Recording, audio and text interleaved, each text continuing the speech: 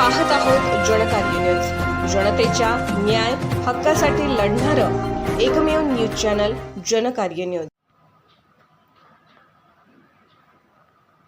मतदान केंद्र येती घरा। कोल्हापूर जिल्ह्यातील सर्व 10 विधानसभा मतदारसंघात गृहमतदानाला सुरुवात।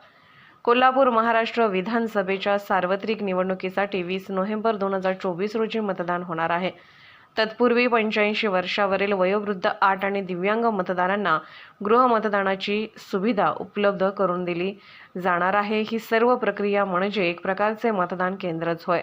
मतदान केंद्रावर ज्याप्रमाणे मतदान पथक रवाना होते, अगदी त्याचप्रमाणे जिल्ह्यातील 10 मतदारसंघातील गृहमतदानाच्या प्रक्रियेस संबंधित निवडणूक निर्णय अधिकारी यांच्या आदेशानुसार आज सकाळी सुरुवात झाली। माननीय भारत निवडणूक आयोगाने मतदानाची प्रक्रिया अधिकाधिक सुलभ व्हावी म्हणून विविध उपक्रम राबवण्याचे निर्देश दिले आहेत। त्यानुसारच 85 वर्षावरील वयोवृद्ध मतदार आणि दिव्यांग 40% अधिक दिव्यांगत्व अशा मतदारांना गृहमतदानाची सुविधा उपलब्ध करून देण्यात आली आहे।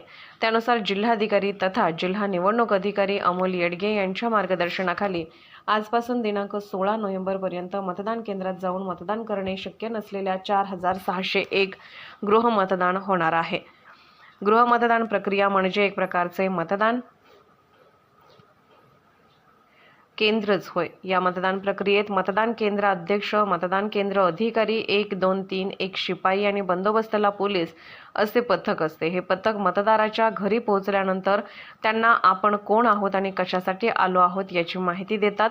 त्यानंतर मतदान केंद्रावर होणाऱ्या प्रक्रियेप्रमाणेच संपूर्ण प्रक्रिया पार पाडली जाते। मतदान केंद्राप्रमाणेच येथेही मतदान प्रक्रिया पूर्णपणे गोपनीय पद्धतीने पार पाडली जाते, त्यामुळे मतदानाची गुप्तता कायम राहते। जनकार्य न्यूजला लाईक करा, शेअर करा आणि सबस्क्राईब करा।